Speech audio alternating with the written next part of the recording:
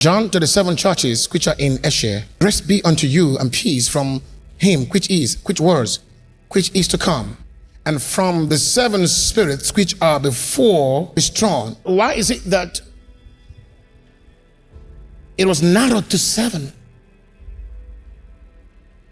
And the question would be, what does 7 mean? And what was the statement that came immediately after the 7 churches were mentioned? Then there was an introduction of Jesus Christ, pointing to him as one that was, pointing to him as one that is, was, and is to come. So that means that the 7 churches and the judgments coming on the 7 churches were going to be the same judgment that will be on the church that was,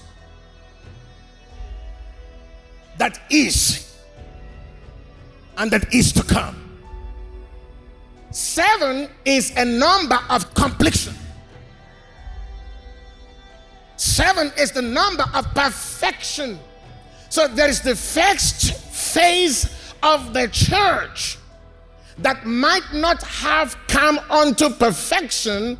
They might have come unto the unity of the faith, and they all died and went to heaven, and then they handed over the bottle.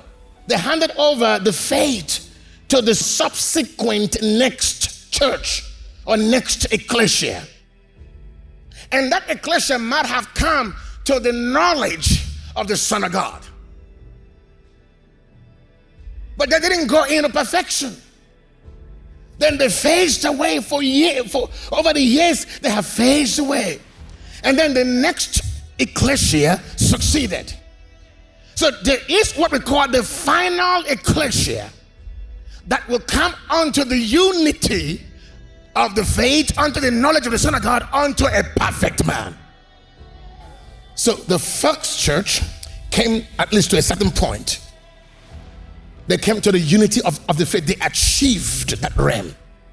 The succeeding ecclesia did not have to work hard to come to the unity of the faith, because the faith that was given to them was already unified.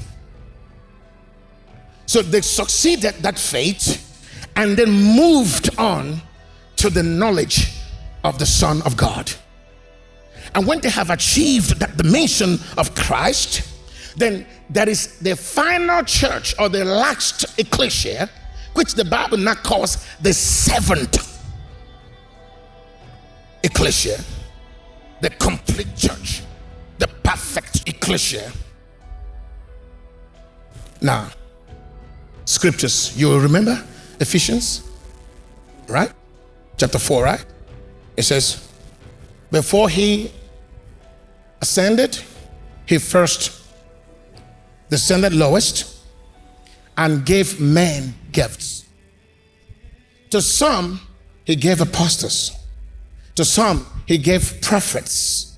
To some, he gave evangelists. To some, he gave pastors. And to some, he gave teachers for the equipping of the church, for the work of the ministry, until we all. So the movement is not a singular movement. It is a corporate growth.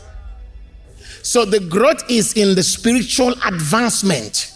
So listen, the ecclesia of this dispensation is a reflection of the former ecclesia. It's a reflection of the victory, the spiritual growth. It's a body, it's not an individual thing. The problem is that we see ecclesia as one. And that's why they call it church. The concept of the delusion of church is to create that false mental conceptions that we are a denominations.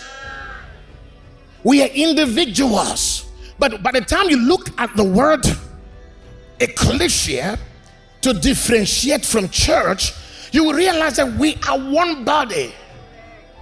the growth of the corporate body is handed over to be succeeded by the next generation. So Paul was not referring to 3 to 4 major growths of the unified body. He says, until we all, not some of us, we all as one come to the unity of the faith. So there is a coming. You see, to come is to go, and to go is to grow. To grow is to advance. So when the body has grown, it's not going to lose it. So the victory of our former ancestors, the victory of Paul and the first early church, the first early ecclesia, the victory of the church or the ecclesia during Reformation, whatever they achieved was handed over to us. So the perception of God over ecclesia is not your perception. He does not perceive like you perceive. He knows when the ecclesia has ended and stepped into perfection. I believe that previous ecclesias achieved something exploits, advancement, growth in the realm of the mystical universal formation, advancement of the corporate body of Christ. And such faith was kept, and the succeeding generations possessed these things and ran with them. So when the Bible speaks of the 7 churches, the Bible is referring to the different phases. The first generation said, I'm he that is. But in that very moment, I am he that was, I am he that is to come, which is now referring to the meaning of the 7 churches. It is the churches that are of the past, present, and the future. The same judgment will apply.